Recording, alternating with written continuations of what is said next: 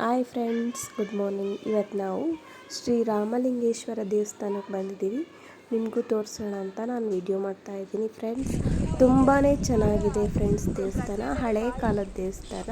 ನಾವು ಪ್ರತಿ ಶಿವರಾತ್ರಿ ಹಬ್ಬಕ್ಕೆ ಇಲ್ಲಿ ಬಂದು ನಾವು ಅಭಿಷೇಕ ಮಾಡಿ ನಂತರ ನಾವು ಪ್ರಸಾದವನ್ನು ಸ್ವೀಕರಿಸ್ತೀವಿ. ಇಲ್ಲಿ ನನ್ನ ಮಗ ಮತ್ತು ನಮ್ಮ ಮನೆಯವರು ಇಲ್ಲಿ ಅಭಿಷೇಕ ಮಾಡ್ತಿದ್ದಾರೆ.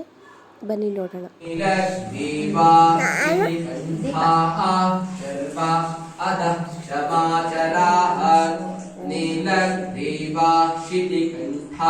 दिवगं रुद्रा उपस्थिताः ये वृक्षेषु सस्पिञ्चता नीलग्रीवा विलोहिताः ये भूतानामधिपते अन्ये